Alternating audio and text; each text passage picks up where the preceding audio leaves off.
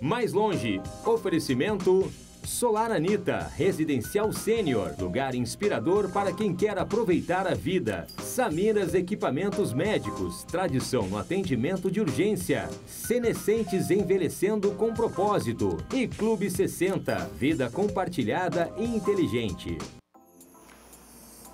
Bom dia, estamos começando um Mais Longe e hoje nós vamos falar sobre o Novembro Azul. Eu, Michele Sengloss, Samantha Cittart e o Dr. Herbert Sauer. Então vamos lá, vamos falar um pouquinho hoje Michele, volta, Michele. Olha o fiasco que o Thiago está fazendo começando o programa, Michele. Hoje, na ausência da doutora Michele Gloss, veio eu, a prima Michele Sengloss. E nós vamos falar muito hoje sobre o Novembro Azul. Obrigado pela presença, doutor Herbert. Prazer. Doutor Herbert, não liga, tá? Porque é assim, o Thiago é assim. E na ausência da Michele, que está viajando a trabalho, hoje eu vou conduzir o programa. E nós temos alguns dados, Samantha? Temos. Bom, primeiro o movimento Novembro Azul, né? Ele nasceu em 2003 na Austrália, né? Com o objetivo de chamar a atenção para a prevenção e diagnósticos das doenças masculinas, né? Principalmente aí o câncer, né? E a gente tem uns dados assim, de acordo com o INCA, que é o Instituto Nacional do Câncer, no Brasil, estimam-se 66.840 novos casos de câncer de próstata para cada ano, para cada triênio, na realidade 2020 e 2022, né? E esse valor corresponde a um risco estimado de 62,95 casos a cada 100 mil homens, ou seja, é a segunda maior causa de doença aí do câncer no Brasil. E, como eu não posso fugir do personagem, então eu tenho que usar a mão assim, igual a doutora Michele usa. Gente, doutor, será que ele está parecido com a Michele? Meu Deus, não, né? E, para nós iniciar, doutor Herbert, como que a gente começa a prevenir, a conscientizar a sociedade sobre o câncer de próstata? Bem, então, na verdade, a prevenção, a conscientização, ela tem parte, essas campanhas como a Novembro Azul e como o Outubro Rosa a gente tem com o câncer de mama, elas trazem um assunto em discussão e eu acho que isso é importante porque as pessoas começam a pensar nessa situação especificamente. A gente tem que diferenciar, que é uma coisa muito importante, as pessoas às vezes confundem um pouco, o que é prevenção, o que é prevenir, ou seja, algo que eu vou fazer para evitar que outro algo aconteça. De diagnóstico precoce, tratamento mais efetivo, são coisas diferentes, né? Em termos de prevenção, por exemplo, a gente tem que identificar os fatores de risco e esses fatores de risco a gente, dentro do possível, tem que evitar. E no caso específico do câncer de próstata, que é o que a gente está falando hoje, existem vários fatores alencados, mas aqueles que são confirmados, que a gente sabe que tem um fundamento mais bem estabelecido, é basicamente qualidade de vida, que envolve não fumar, atividade física, manter peso, dietas com menos gordura. Outras coisas podem aqui ou ali ter alguma relação, mas é uma relação menos importante. Agora, existe uma outra circunstância que é o diagnóstico precoce, que é fundamental, porque parte do diagnóstico precoce a gente ter melhores desfechos, melhores resultados. No diagnóstico precoce, que a gente vai incluir uma visita periódica ao seu médico, exames específicos como o antígeno prostático, o PSA ou outros exames adicionais, o toque retal. Então, na verdade, tu ir ao médico não vai prevenir o câncer, vai me permitir identificar precocemente e identificando precocemente eu tenho uma forma de tratar esse tumor ou essa doença de uma forma às vezes mais simples, menos agressiva, com melhores resultados e a gente consegue diminuir lá na frente os dois grandes problemas que a gente teria com relação a essa doença, que é a mortalidade, ou seja, menos pessoas vão morrer pelo câncer, e a qualidade de vida, ou seja, mais pessoas com o seu câncer vão conseguir viver bem, com ou sem o tratamento. Que lá na frente pode ser o quê? 1 ano, 2 anos, 5 anos? Então, ou varia de pessoa para pessoa? Bom, a resposta é um pouquinho mais ampla. O câncer de próstata, ele é, via de regra, um câncer um pouco mais lento que alguns outros tumores. Então, a gente sempre fala num período que não é curtíssimo. Existem alguns tumores que em 6 meses tu tem um desfecho. Pior ou melhor, mas enfim, tem um desfecho. Com o câncer de próstata, ela é uma doença um pouco mais lenta. Só que existem variações, que nem tu disse. Tem alguns indivíduos que vão ter um diagnóstico e uma doença evoluindo muito rápido e outros indivíduos que vão ter anos até que essa doença, por exemplo, cause a morte ou, enfim, algum outro evento. Né? Por isso a questão desses exames regularmente. Mas eu tenho uma pergunta aqui, porque assim, a gente passa as informações, mas ainda fica todas as dúvidas de nomenclatura, né? O que é PSA? Então, o PSA é uma sigla, Carla, né? Se chama antígeno prostático específico. Ele é uma proteína que circula no sangue e essa proteína ela é produzida na próstata. Na verdade, tem um outro órgão que é a suprarrenal que também produz, mas uma quantidade muito ínfima. Então, 99% do PSA circulante ele vem da próstata. O que acontece? Algumas circunstâncias que envolvem a próstata aumentam esse PSA. Quais são essas circunstâncias? O tamanho da próstata, quanto mais próstata, mais volume maior a fábrica, mais se produz PSA. A idade, existe uma tendência que com a idade esse PSA vai aumentando. Alguns processos inflamatórios da próstata, como prostatites, que são infecções ou inflamações, também tendem a aumentar o PSA. Existem fatores genéticos, tem famílias em que os indivíduos têm PSAs mais altos, sem ter nenhuma doença. E uma das causas de aumento do PSA é o câncer de próstata. Então, quando a gente PSA é o exame de sangue daí que é o exame de sangue, que é um antígeno prostático. Exatamente. Então, quando tu tem um aumento do PSA, e ele é um exame hoje feito com uma rotina muito grande, os clínicos pedem, os cardiologistas pedem, enfim, todos pedem. Quando esse PSA aumenta, não significa que haja um câncer de próstata, mas uma das causas possíveis para esse aumento de PSA vai ser o câncer. Então, um PSA alterado, ele precisa ser investigado para a gente saber o que é. Na prática, mesmo em torno de 20% dos pacientes com PSA acima de 4 vão ter câncer de próstata. Ou seja, a maioria com PSA alto, na verdade, não é por câncer, mas a gente tem que excluir a presença do câncer. Perfeito. Então, claro, sempre pensando que prevenção é o melhor remédio. Diagnóstico precoce é o melhor remédio e prevenção, que é qualidade de vida, é também o melhor remédio. Eu essa semana, né, então falando com colegas,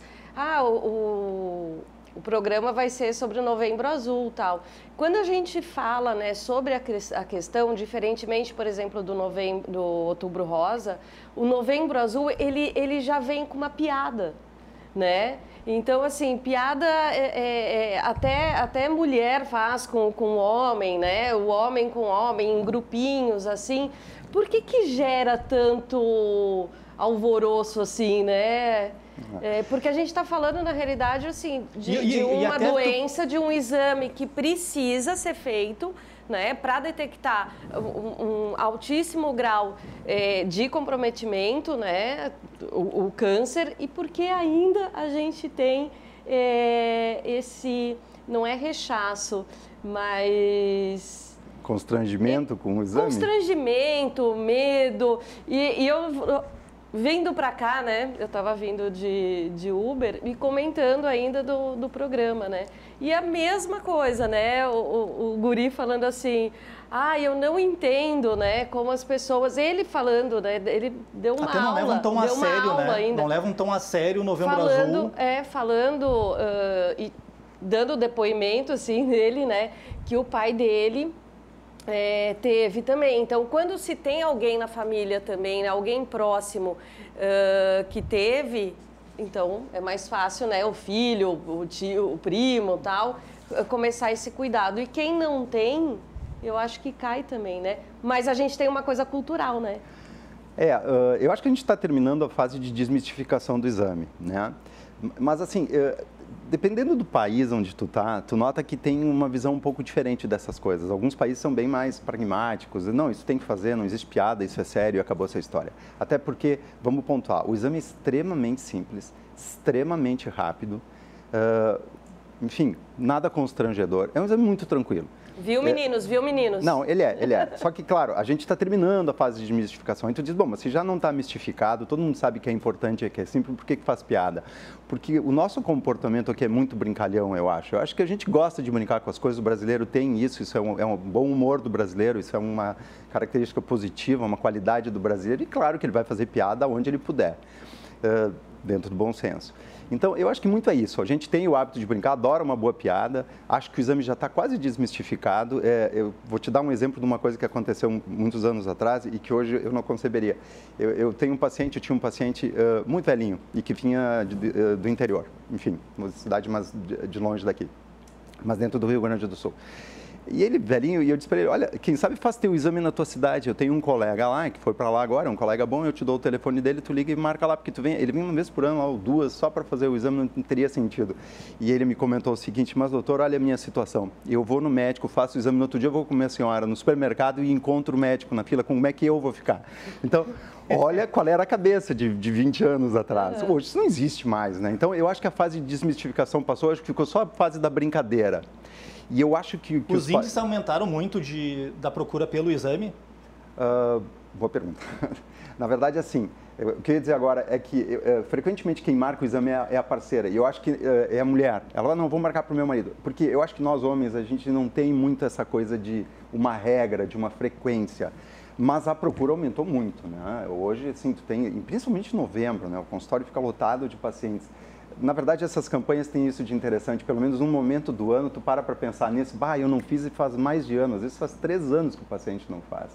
Mas a procura tem aumentado, sim, os homens têm entendido que isso é importante, as mulheres já tinham entendido isso antes, até porque elas já têm um hábito de prevenção muito mais E estabelecido. desde cedo, né? Desde isso cedo, elas vão ao gineco pequenas ainda. Essa é a grande diferença, né? Porque a mulher...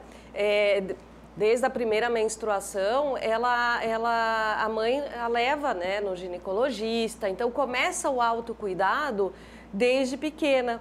O menino já não. A gente tem esse fator, né, cultural. Então, mas, Samantha, o papo está muito bom. Agora, a Michele Sengloss vai para o intervalo e, na volta, estaremos com o lindão Thiago Lopes. Volta, Michele, pelo amor de Deus, vem logo. Eu quero agradecer aos nossos super parceiros e apoiadores do programa. Então, Solar Anitta, beijão, Marcos, obrigado pela parceria. Clube 60, Senescentes e Samiras. Nós vamos para um break e já voltamos.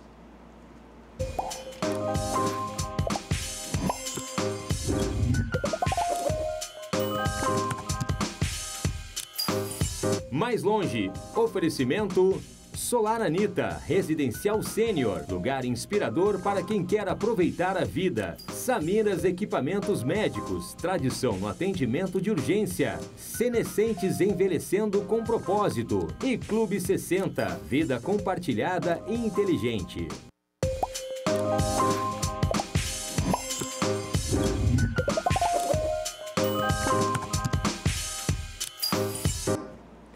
Voltamos e hoje o tema do programa é Novembro Azul. Vamos falar sobre a prevenção Estamos, né, falando sobre a prevenção do câncer de próstata, né? E como é importante aí os homens se cuidarem, né? Eu queria dar bom dia aqui. A gente tem um monte de gente aqui no Facebook. Elisa Bortolucci falando que o Thiago tá ótimo. A Michele Enclos. Marilice, um beijo, bom dia. Ila Casagrande, Luci Rezende, Ida Arte, a Melanie, um beijo, colega. A Kátia. Bom, vamos lá. Doutor, com que idade, né, se faz o primeiro exame? Tem uma idade assim correta, né, para fazer o exame? Então, o câncer de próstata ele é uma doença da idade. Ele via de regra, a maior parte, 70% dos pacientes vão ter câncer de próstata com mais de 65 anos. Isso não é uma regra, tem pacientes, eu já atendi pacientes com menos de 50 e muitos, então existe a doença também um pouco mais precoce. Se estabeleceu que a idade a partir da qual a gente deveria fazer o toque, o PSA como rotina nos pacientes de consultório, 50 anos. sendo que grupos de maior risco a gente antecipa para 45 anos de idade. Quem é o maior risco? A raça negra, eles têm um risco maior de doença e principalmente os indivíduos que têm história familiar, porque essa doença, o câncer de próstata, na sua origem, ela tem muito forte a questão familiar.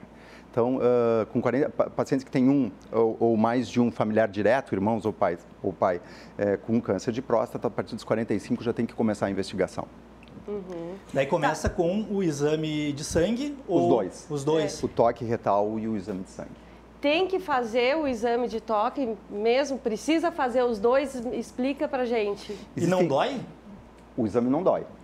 Com certeza não. Ele é lubrificado, a gente usa um lubrificante. Não, é muito Eu vou fazer 40 anos. Pois é, não fez ainda? Não, eu vou fazer 40 anos. Eu até tenho uma história não, de um... Não dá para abrir uma exceção, não é uma regra. Com 40 dá também. Não fez a idade, não fez o exame. Então já vamos começar já com 40. Já. Não, o que acontece? Mas eu tenho um amigo que ele foi para, eu acho que para Londres, se não me falha a memória, e ele fez o aniversário de 40 anos dele lá. E quando ele fez o aniversário de 40 anos, ele recebeu um e-mail da prefeitura chamando para... a gente quer parabenizar pelo seu aniversário e recomendar que você faça tais exames a partir desse ano. Então tu vê a questão de um país desenvolvido, a questão da prevenção, né? Então tu imagina, tu recebe um e-mail, uma mensagem de aniversário da prefeitura, do município, e ainda se preocupando com a tua saúde. É algo que é fantástico, assim, né? Tem muitas estratégias, né? E essas campanhas também, né? Ajudam muito a desmistificar. Né? Então é importante a gente poder trazer esse tema. Achei super bacana o Dr. Herbert falando as gurias, as mulheres que marcam os exames para os maridos. Então, gurias, continuem, vamos lá, pega essa semana aí, né? Dê uma ligadinha. E agora, nessa época que nós estamos passando de pandemia, né? Do Covid, deve ter tido uma baixa, né? E isso é muito preocupante, né? Em toda a questão da saúde também, porque os preventivos, eles foram adiados, né? Sim, o câncer de mama de um ano para o outro diminuiu 150 mil pessoas só em um levantamento de um plano de saúde. Então, imagina a questão do câncer de próstata também, se não houve essa baixa, né? Que isso é muito preocupante, muito preocupante. Esse foi um ano atípico, né? Na verdade, esse é um ano que a gente ainda vai ter que pensar muito sobre ele, porque se abandonou táticas de prevenção, tratamentos no meio do tratamento foram abandonados, mas a gente tem que entender que foi um ano realmente atípico, isso não vai acontecer de novo no ano que vem, né? Com certeza. Mas, doutor, nós temos um quadro que se chama o Fala Mais Perto, e nós temos uma mensagenzinha ali, vamos ouvir então? Vamos.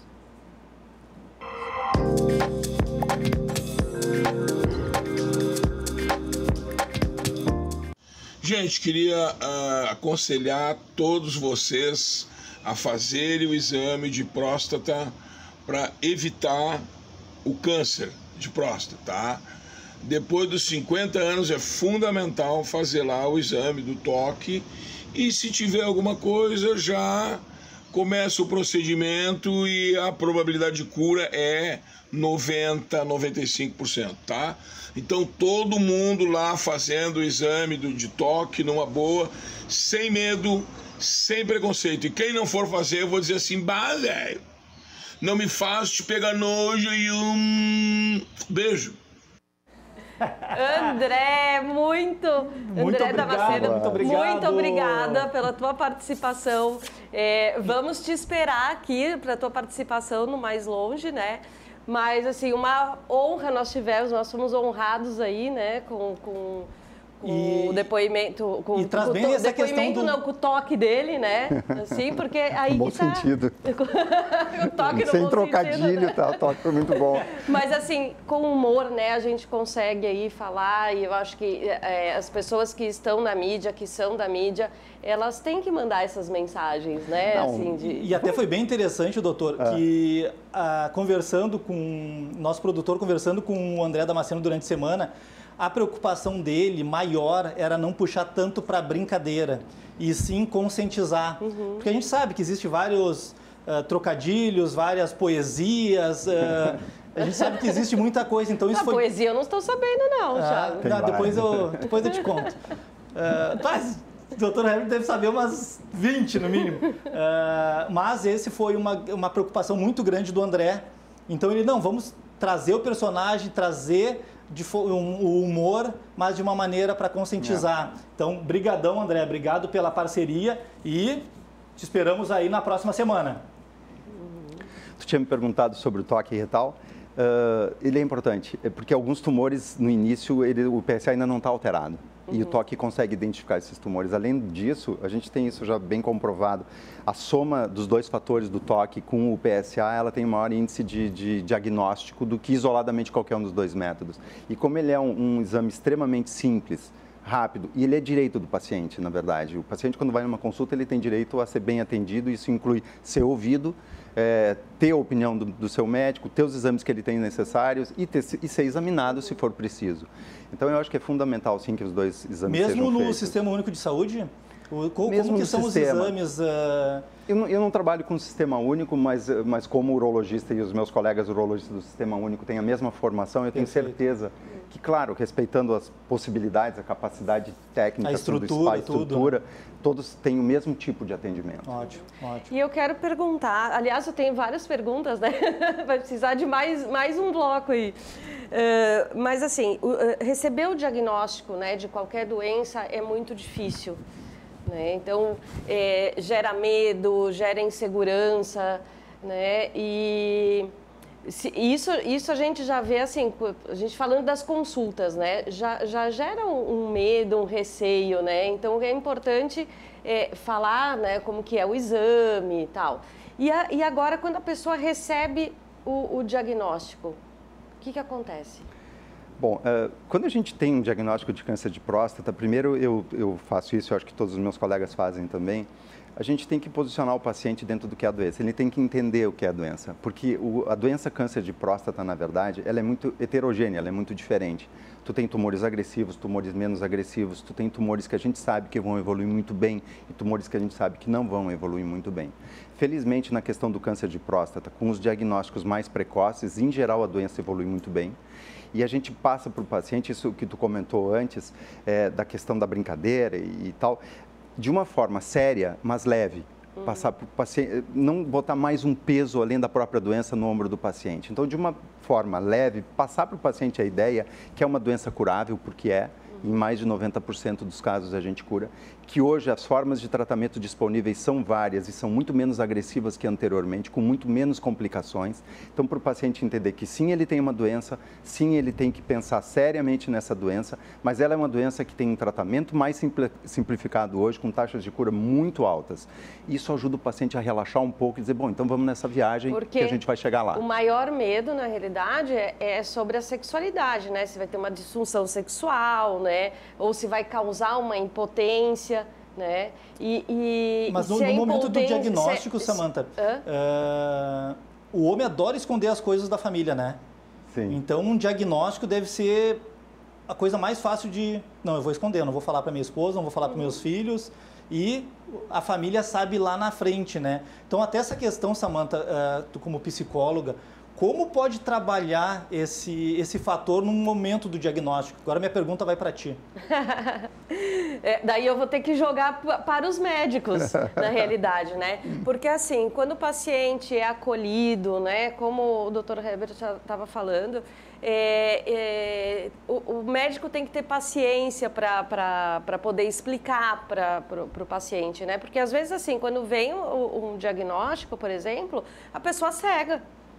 Né? Ela já não escuta mais, ela tem o diagnóstico, ela não escuta, então ela vai precisar voltar no médico para escutar novamente. E, gente, sem pesquisar no Google, tá? Os médicos estão aí para nos responderem, mas o Google, não é confiável, né, doutor? Na verdade a gente sabe disso, né? Rede social é uma coisa muito aberta, tem de tudo, é muito complicado de selecionar o que é verdade e o que não é. E normalmente tu vai pelo viés, até como paciente é normal isso, pelo pior.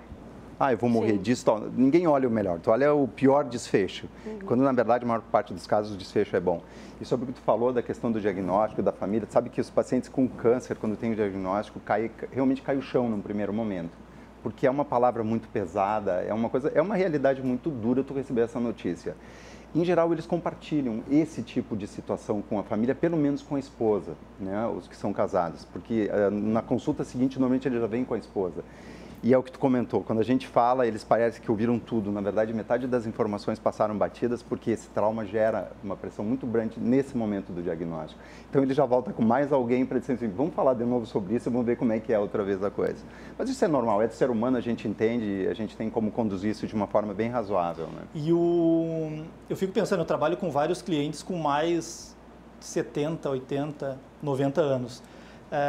A maioria já sem um companheiro ou uma companheira. E já não tem mais aquele contato tão grande com os filhos. Por quê? Porque tu vê no final de semana, tu vê no domingo, naquele momento que tu quer aquele ambiente de família, mais descontração e alegria. Como que essas pessoas conseguem lidar? Porque, na verdade, eu acredito que a maioria possa diminuir a questão do diagnóstico, de fazer os exames. Após uma certa idade, eu acredito que quando vê, começa a relaxar um pouquinho mais. Eu já cumpri meu papel na terra, aqueles discursos que a gente costuma ouvir bastante, né, Samantha? Mas aí tu não tem o companheiro ou a companheira, quer dizer, tu não tem a companheira. Chegar num filho e falar é um pouquinho mais delicado, né? Será que não precisaria, nesse momento, os filhos começarem a participar um pouquinho mais da vida dos pais e entender um pouquinho mais se estão fazendo os exames, se ele está fazendo os exames, se ele está tendo um acompanhamento? Porque é delicado tu chegar para o filho, eu tenho um exame com o urologista essa semana. E aí depois, olha, preciso falar contigo. É delicado antes de fazer os exames e depois acredito que seja também, né? Então... Mas com certeza, eu acho que o apoio da família, né?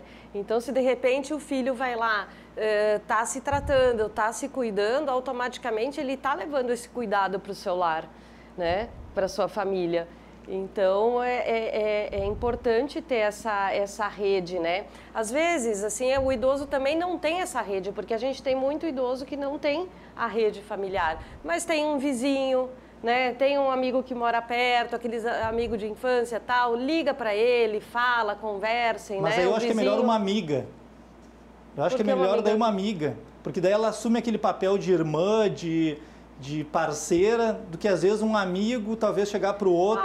eu discordo, né, Thiago? Eu acho que qualquer pessoa pode fazer esse papel, né? Independente Poderia, mas tu imagina... Michele, me socorre aqui, Michele, olha aí. Hoje sou eu que vou tirar o sapato e vou dar no Thiago. Como que ele me fala isso? Coloca dois gaudérios aí meio grosso junto, com 80 anos de idade, capaz que eles vão puxar esse assunto. Então, na verdade, às vezes é bom assim ter mais alguém para dar uma participada junto ali e dar uma pressão em todo mundo. Por favor. A gente sabe que, claro, não é exatamente um aspecto urológico, mas a vida é tão corrida, as pessoas têm uma vida tão corrida, e aí eu falo com filhos, eu sou filho, enfim, eu acho que a gente tinha que ter um tempo, dar umas paradas e pensar nos próximos da gente, porque a gente é tão corrido, acha que semana passada passou lá, mas já faz 15 dias, e isso que tu comentaste, as pessoas têm que se apoiar, e enfim, faz parte da vida. Então, eu acho que é importante, sim, que filhos, ou que a esposa, ou que alguém se preocupe. Pai, tu está fazendo as tuas coisas, tu tem feito direito. Porque o carro vem com um manual de instruções, tu tem direitinho as revisões que tu vai fazer. O ser humano não tem, a gente não tem uma regra. Mas eu acho que era importante as famílias pensarem como fazer isso e se ajudarem. Eu acho muito e até fundamental. Falou assim, super importante. O teu foi muito bonito te escutar falando assim dessa parte de olhar para o próximo, né? E hoje a gente está revisitando isso, né? Eu acho que a pandemia veio exatamente para isso, assim, para a gente parar um pouquinho, para a gente rever a nossa vida, para rever as nossas prioridades, né? Dar um passinho para trás, silenciar um pouco, né? Olhar para o próximo, porque usar máscara, fazer o distanciamento não é cuidar só da gente, mas é cuidar do outro também, né? Muito importante. Exato. Tem uma situação que eu acho interessante. Te imagina tu sozinho com Covid em casa. E tu tem que pensar quem vai me ajudar. Quem vai no super para mim? Não, eu não tenho ninguém para me ajudar. Eu não tive Covid, eu estou pensando se você pensasse que talvez fosse ter. Então, é interessante tu pensar quem vai te ajudar e se tu não achou ninguém, é bom tu começar a criar esses vínculos. Chamar pessoas, te aproximar de pessoas, porque talvez amanhã de manhã tu fique com Covid e tu precise de alguém que vai te dar apoio. Ou com um diagnóstico de câncer, tu também vai precisar te dar apoio. Não deixa para procurar essa pessoa quando a situação aconteceu. Repensa a tua vida. Tu tá sem proximidade com outras pessoas, te aproxima agora. Porque em qualquer momento pode acontecer uma situação dessas, um diagnóstico de câncer, um Covid que te prende em casa, e eu acho que tu vai precisar de alguém. Se tu não tem ninguém, é o momento de procurar, criar laços. A nossa melhor poupança na vida, né, é a nossa... É afetiva. Rede de relacionamento. É afetiva, é a nossa rede de relacionamento. Aliás, um beijo para o meu professor Cataldo Neto, que fala exatamente isso, né? Que a maior poupança que a gente faz na vida é essa daqui de relações, né? A poupança afetiva na vida. Né? Perfeito. E nós temos mais um Fala Mais Perto. Então vamos, produção, vamos chamar o outro Fala Mais Perto, então? O Fala Mais Perto é do senhor Irineu Renato Rupental. É um depoimento também. Chama aí.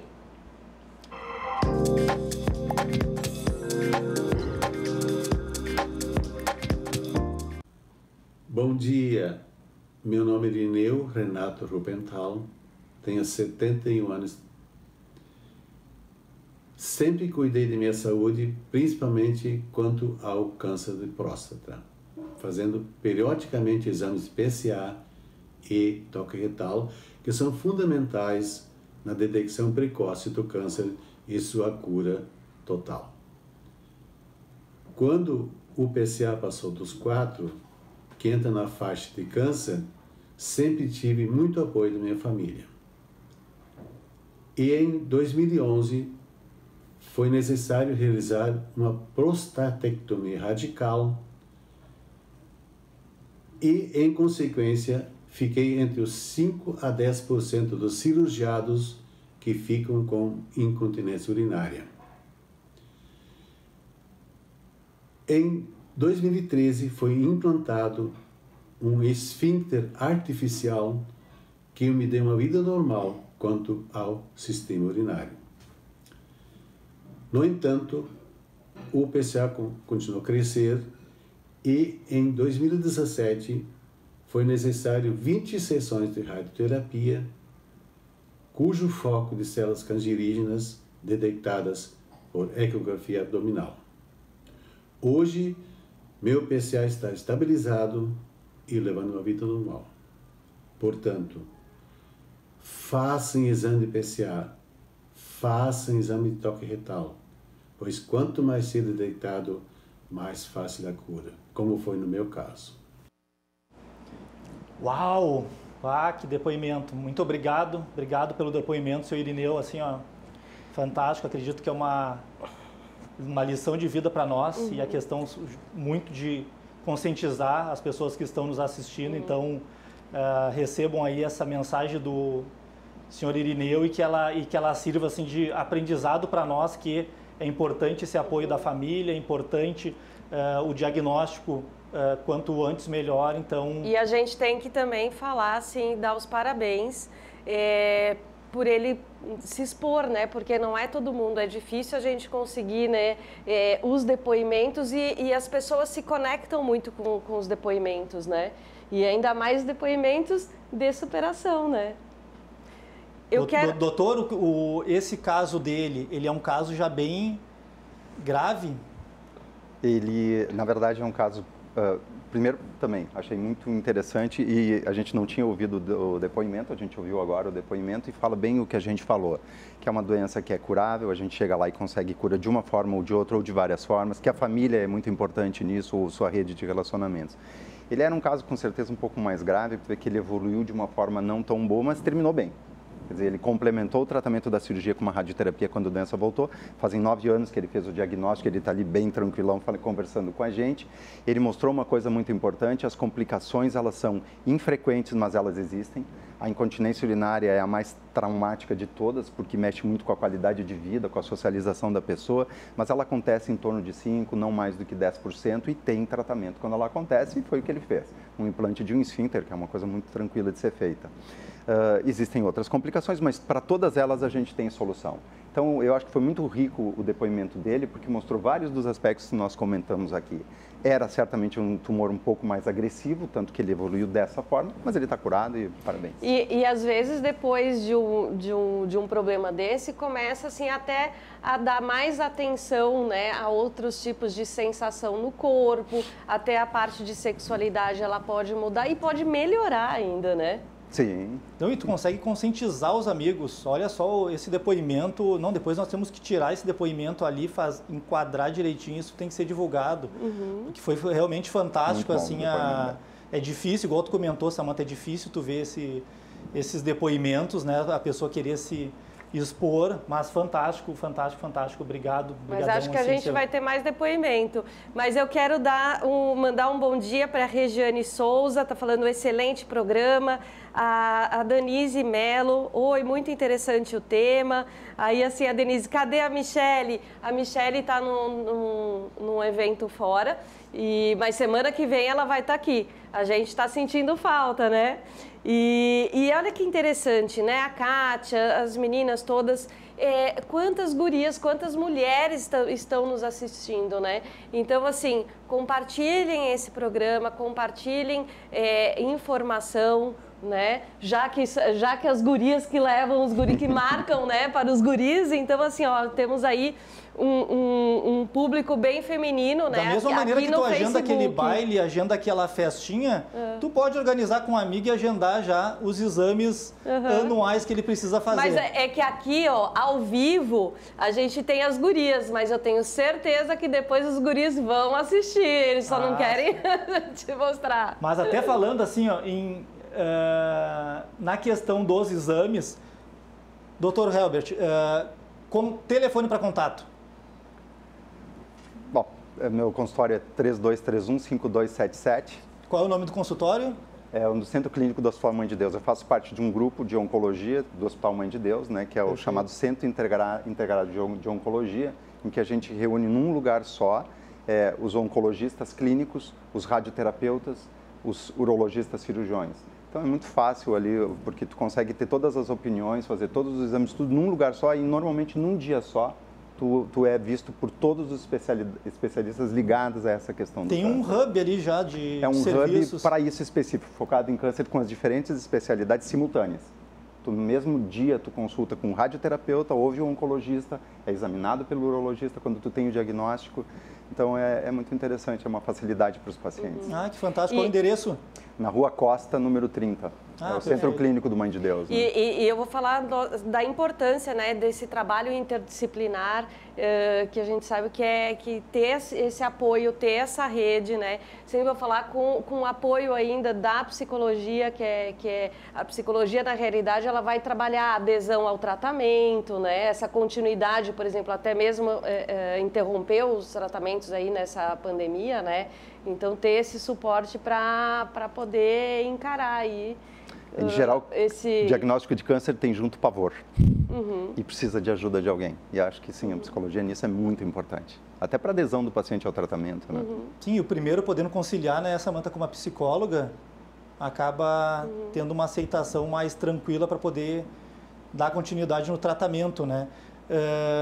Quais são as fases assim do tratamento, doutor? Não sei se pode ser falado assim em fases. O tratamento hoje ele é muito individualizado, né? Dependendo, alguns pacientes vão evoluir bem com um tratamento com radioterapia, outros com cirurgia e outros até existe um tipo de tratamento chamado Active Surveillance, vigilância ativa, numa tradução livre, que são tumores, porque isso eu comentei antes, os tumores de próstata nem sempre são muito agressivos, às vezes eles são pouco agressivos. Então, alguns pacientes podem ser conduzidos sem tratamento, sem cirurgia, sem radioterapia, apenas com observação.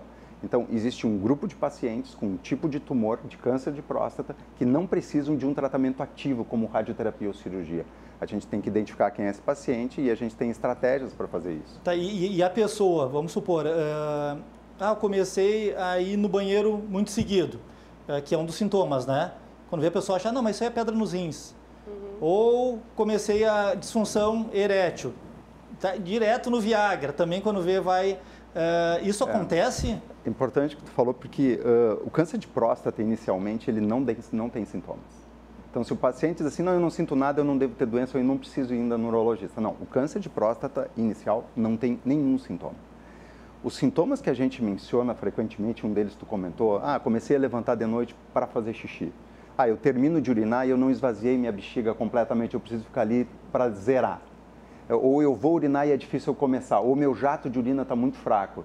Bom, esses são sintomas que acontecem porque, só para as pessoas entenderem, a próstata é um órgão que fica embaixo da bexiga e a uretra passa no meio dela. Quando a próstata cresce pela idade, ela comprime a uretra. Então, esses sintomas que a gente está mencionando, eles se referem à obstrução que a próstata causa no caminho da urina na saída da bexiga. Esses sintomas, eles são comuns depois dos 50 anos de idade, quando a próstata começa a crescer. É um crescimento benigno. Só que, coincidentemente, ela cresce numa faixa etária, que é a faixa etária que também tem o câncer. Então, os pacientes têm que ficar atentos nessa idade, com ou sem sintomas. Embora os sintomas, em geral, não vão ser de câncer, são do crescimento da próstata relacionada com a faixa etária. Que perfeito. Não, baita explicação, e até agora eu lembrei, doutor, eu tinha uns 17, 18 anos, e uns 18 a 20 anos, tomando uma cervejinha com o pai de um amigo, e todo mundo indo no banheiro, quando veio ele falou assim, uma das coisas que eu mais sinto falta é quando eu fazia xixi e jorrava, assim, batia na privada e saltava, e hoje tá fraquinho. E as mulheres adoraram ouvir isso, adoraram esse depoimento, né? Meu Deus do céu! Hoje é o dia dos depoimentos. E hoje eu vou no banheiro, e aí meu filho com 11 anos vai lá e o meu já começa a diminuir, já é uma loucura. Mas vamos embora então, que sábado de manhã a gente tem que dar umas risadas, né? Olha, a Samanta ficou vermelha, o doutor também ficou um pouquinho vermelho, então seguimos o baile. Deixa eu mandar um beijão para os nossos queridos parceiros, Salzen Logística de Alimentos, LS Farmácias, um beijão lá, o Fábio, então, farmácia ali no bairro, na Padre Chagas, Moinho de Vento, pertinho, é só descer do apartamento, tá ali já na Padre Chagas e já pode ser atendido direto pelo Fábio ali, ele vai dar uma atenção especialzinha para vocês. Home Care Salute, Social Express, né, que me veste, Clay, Model. Não, passa para mim, né? Eu que tenho que falar da Clay, a Clay, modelito que me veste, Clay. Um beijo, meninas. Retirei a Clay, então, e Office Store, Pimenta Mimosa, que manda aqueles brinquinhos bonitaço para Michele, e Dudu da Graphic Store, um beijão aos parceiros, e vamos pro break então? Primeiro a gente vai ter que se despedir do Dr. Herbert. Nós vamos ter que chamar ele de novo, hein? Vamos ter que chamar de novo, porque tem um monte de coisa. Fiquei com um monte de pergunta aqui. Eu também. Queremos agradecer a tua participação e será convidado novamente. Tem muito assunto. E tem muito assunto. Não só em novembro. Vamos trabalhar esse assunto o ano inteiro. Muito obrigado pela presença, obrigado por ter aceitado o nosso convite. Até uma próxima. Até a próxima. Obrigado, gente. Já voltamos.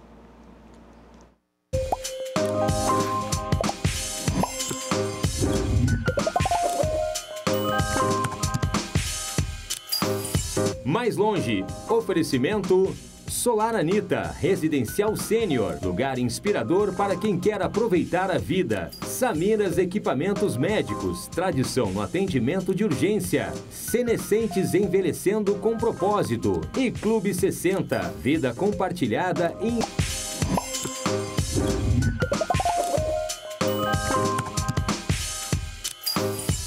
Mas que tal? Voltamos, Deu tempo agora no intervalo, preparei meu chimarrãozinho aqui, bem gostoso, que eu não tinha tomado hoje ainda meu chimarrão.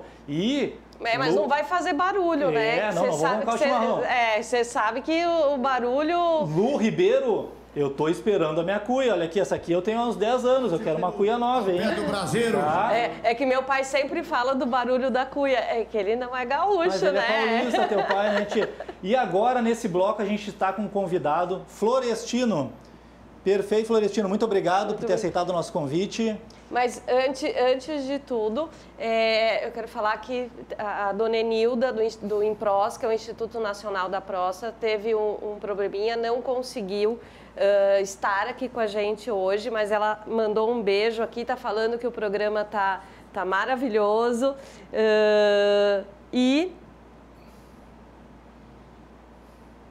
Parabéns pelo programa, foi isso também. É que agora entrou um monte de mensagem.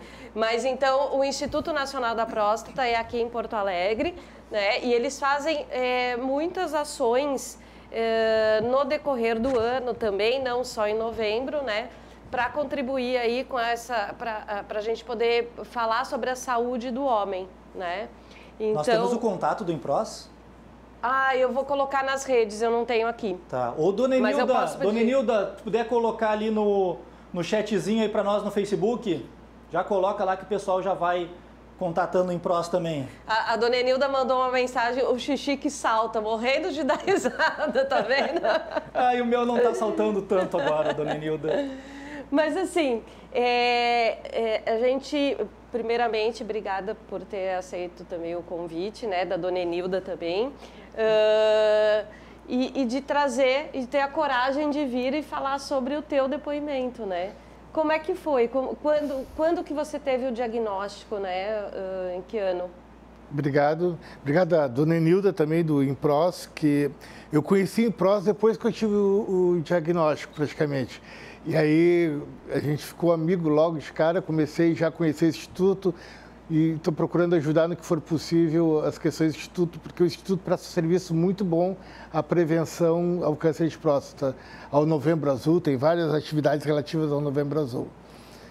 E em 2017, no finalzinho, eu faço aniversário em dezembro e ali em dezembro de 2017 eu fiz 57 anos e ganhei de presente o diagnóstico de câncer de próstata.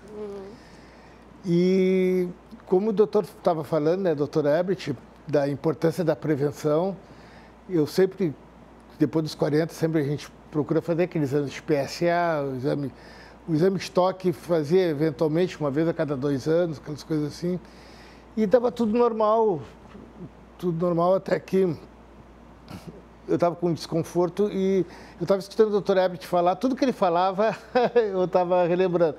Eu tive um certo desconforto, fui ao médico, o meu PSA estava normal, mas diante do desconforto ele fez o exame de toque e aí com o exame ele descobriu que a próstata estava aumentada e a partir daí a gente começou a fazer uma série de exames clínicos e foi diagnosticado ao final dos exames, tudo dentro de um mês ele foi diagnosticado o câncer.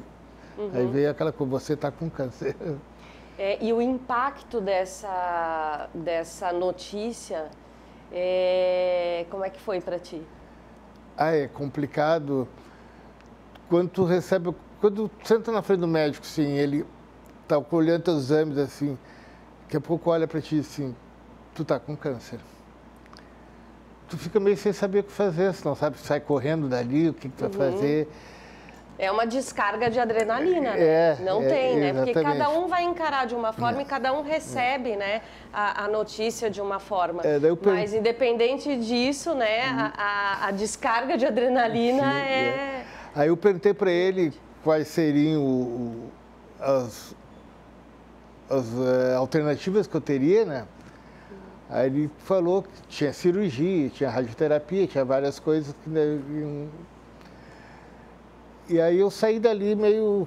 Num primeiro momento, tu pensa que vai morrer?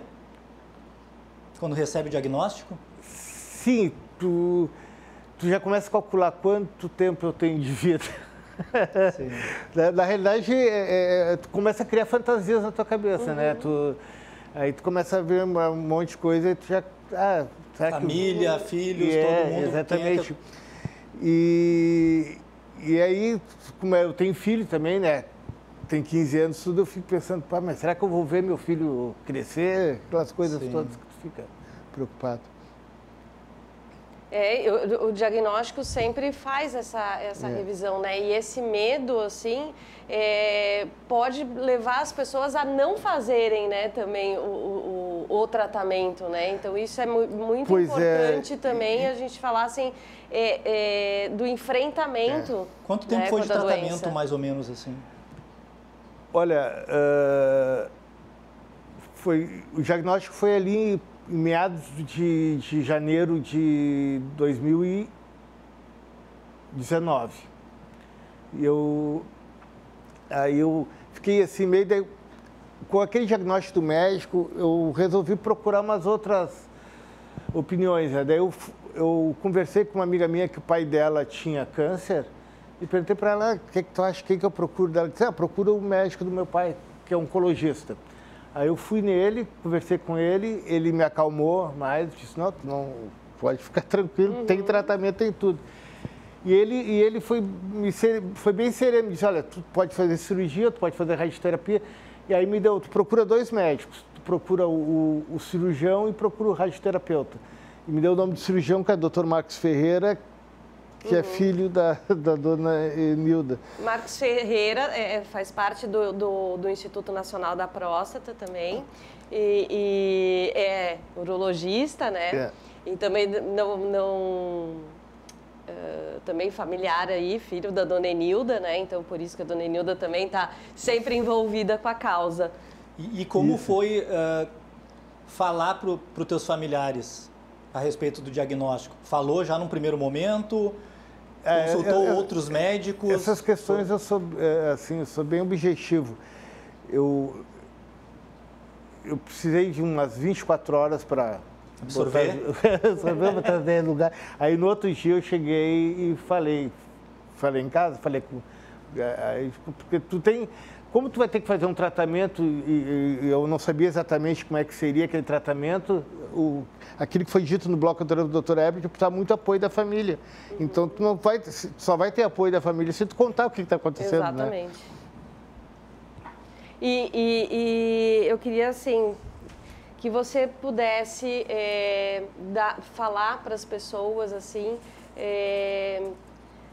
poder deixar uma mensagem para as pessoas que estão passando por esse problema, que estão recebendo um diagnóstico agora, né, e estão enfrentando aí a doença como você enfrentou. Eu acho que a maior mensagem, a mensagem mais simples, o que o INPROS faz, é de dizer para as pessoas não terem receio de fazer o exame, tem o PSA e tem o exame de toque, tem que fazer, porque o diagnóstico vai ser a partir dali. Eu tive o diagnóstico precoce não pela idade, mas pelo avanço da doença, que ela estava logo no início, porque eu busquei fazer os exames, busquei investigar. Quando o médico disse que era só a próstata está aumentada, eu digo, não, mas vamos continuar investigando. Ele concordou, a gente fez mais. Mas o principal é as campanhas do Novembro Azul, né? Fazer o exame de toque sem medo e fazer o PSA. Porque isso é de suma importância para o diagnóstico. Sem esse exame, tu não vai ter, só vai ter o diagnóstico tardio. E aí, ter um diagnóstico, depois que a doença estiver avançada, aí sim, aí tu vai ter uma data para morrer daí. E tu tinha familiares em primeiro grau que já tiveram câncer de próstata? Câncer de próstata, não. Não. Mas histórico de familiares com câncer, sim. Mas não câncer de próstata. Perfeito. A dona Enilda aqui mandou o telefone, né? O telefone do Instituto Nacional da Próstata é 951, né? Porto Alegre, 99-273-6645. Ou pelo e-mail impros, né? Com N, improsbrasil@gmail.com. Samantinha, já estamos chegando no final de mais um programa. Hoje, e final de novembro também, né? E final de novembro, hoje sem Michele Close. Michele, estamos sentindo muito tua falta. Semana que vem, olha, esteja aqui, por favor, por favor. Sim, porque, ó, eu só aguentando o Thiago sozinha não dá, Michele. Por favor, hein? Mas então eu quero, assim, ó, deixar um recadinho. Novembro Azul, então, que as pessoas façam os exames, que as pessoas procurem ter esse acompanhamento, que as famílias estejam mais próximas de seus pais, seus irmãos, seus amigos, para acompanhar caso seja necessário, e pedir também para a nossa população, para a sociedade, para que fiquem em casa, se sair de casa, usem máscara. A gente sabe que vem tendo aí um um aumento na questão do contágio do Covid, então não queremos ter... E também cuidado, né? Cuidado aí para quem vai votar, máscara, álcool gel, leve a sua caneta, né? E faça seu papel de cidadão. E todos com muito cuidado. Queria também, então, agradecer. Florestino, obrigado pelo teu depoimento. Obrigada também, né? Porque é uma exposição, né? E esse depoimento ele é muito importante para conectar as pessoas e para fazer e é só assim que a gente consegue trabalhar a prevenção, né? E trabalhar essa desmistificação. Então, agradecer aos nossos parceiros, Solar Anita, Senescentes, Clube 60, Samiras Equipamentos Médicos. Muito obrigado a todos os parceiros e até o sábado que vem. Beijo! Até dezembro!